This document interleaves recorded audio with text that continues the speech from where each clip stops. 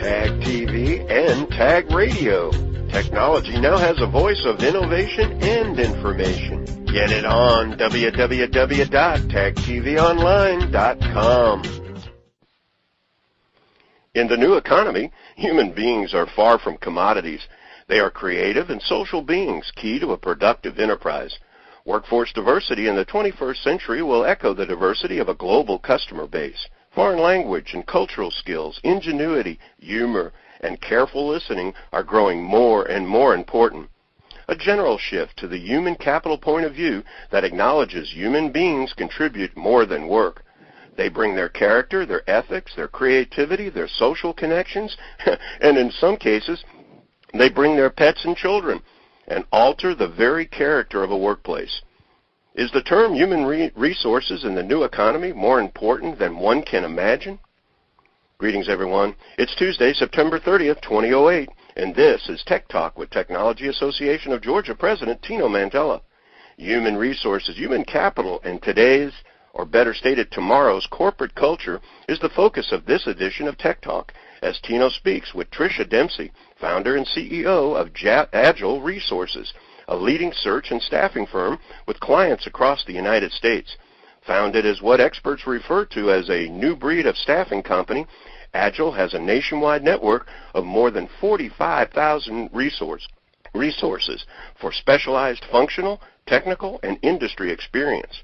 Prior to founding Agile Resources, Tricia's career spanned positions in the information technology staffing industry, including recruiter, account manager, sales manager, and president, all with personal experience and expertise in healthcare, government, retail, telecommunications, transportation, manufacturing, and, of course, technology, and all in leadership positions for companies from $5 million to over $1 billion in annual revenues. A 2007 Gwen Award recipient and recognized as a 2007 Atlanta Business Chronicle Top 40 Under 40 Award winner, Tricia is a program manager for WIT, Women in Technology events, captain of Team Agile in the Race for Cure since 2004, and founder of Agile on the Green, the company's now annual major fundraising event benefiting the Susan G. Komen for the Cure Foundation. From top talent's biggest challenges to the hottest Atlanta job markets, it's a special look at today's and tomorrow's workforce and the corporate culture of the 21st century, as Tino speaks with Agile Resources founder and CEO, Tricia Dempsey. Tricia, thank you for joining me on Tech Talk. Thanks, Tino, and thanks for the introduction, Frank. You know, it has to be I'm assuming it's always a interesting time in the HR world and in the recruiting world, but this seems to be a particularly interesting time with companies selling and companies buying and the economy as it is. And as technology advances. What are some of the biggest challenges that you're finding facing Georgia's technology leaders who are looking for top talent? Good question, Tino. I read a recent survey conducted by Computer Economics that interviewed over 200 CIOs, and hands down the number one initiative for 08-09 is that they have to improve their service level agreements both inside and outside their company.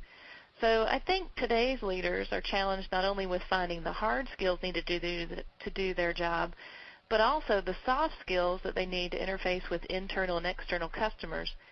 3 soft skills, communication, business, and leadership, have really become paramount to that success. And then I think the second challenge that they're facing is how to keep the knowledge of the 76 million baby boomers who will retire by the end of the decade, and how to develop the younger generations to take their place.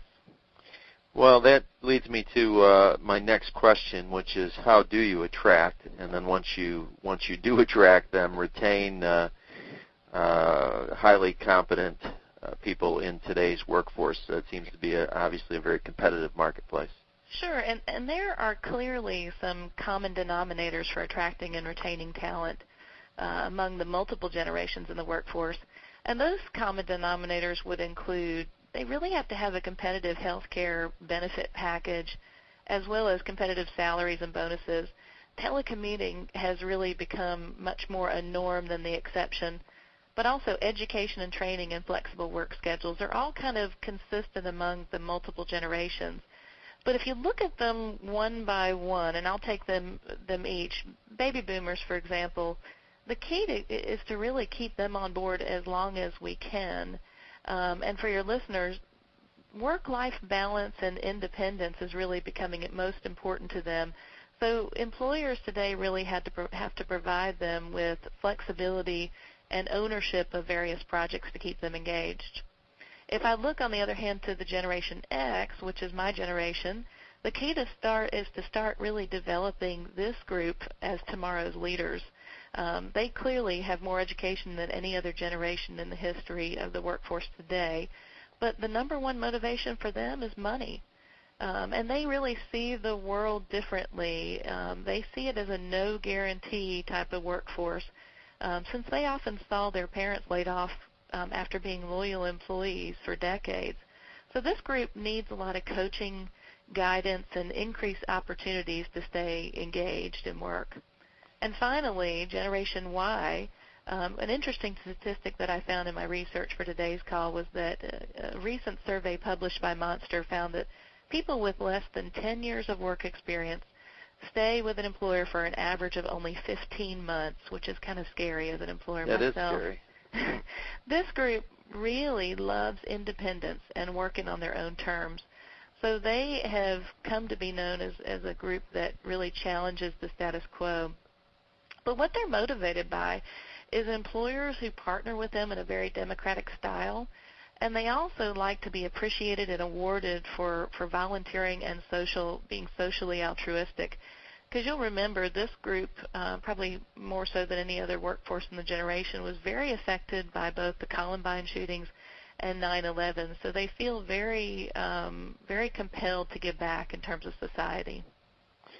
Well, earlier you had mentioned hard and soft skills and looking at I guess the complete employee, and there's certain skills I would think that are more in demand at this point in time than others. So what would you say are the hottest hard and soft skills sets in the Atlanta market? Yeah, when I talk to my customers and quite frankly my friendly competitors, the number one hard skills that are hard to find in today's market are software and web development skills. The Microsoft and Java platforms tend to dominate that space, and the growing shortage of these skill sets are apparent every day, especially in those that are in the 3 to 5 year range, because I think post 9/11, when the technology industry really took a hit and less people were getting into, by way of education or training, into the technology space, there's really a gap that we see often when we recruit in that 3 to 5 year range. And then, according to other published surveys and studies, a couple other things rank very high. One is wireless and messaging administration, which we're seeing more and more of in Atlanta. And then an interesting statistic I felt, and I ran these by my recruiters too, was that the U.S. Department of Labor indicated that network administration will outpace the average for all occupations in technology through 2014. And finally, an article that I found in Information Week cited a study done by the Society of Information Managers, which ranked the number one concern of all IT managers as bridging the gap between business and IT skills. So going back to those skills that I mentioned earlier, communication and leadership and business skills really being increasingly important. Some of the technology skills that you mentioned, it seems to me that would probably be more applicable to find someone that has those skills that might be coming out of a 2-year technology college. Is there any statistics or anything that you see anecdotally that point to that? We are seeing that. I think that that we are usually hired by companies to find candidates with skill sets that range anywhere from about 3 to 5 years plus. But we are seeing a growing demand for recent college graduates in the marketplace today. So I think that trend is going to be on the increase. We, for those listeners that want a little more information on this, on the TAG website, there's a report that we produce each month called Skill Proof, and that will validate some of the information that Tricia's pointing to. There's about usually 4,000 to 5,000 positions open in Georgia that are in some of those hard and soft technology areas like Java and HTML and other disciplines that people have to train to pick up. So you can take a look on the website for that.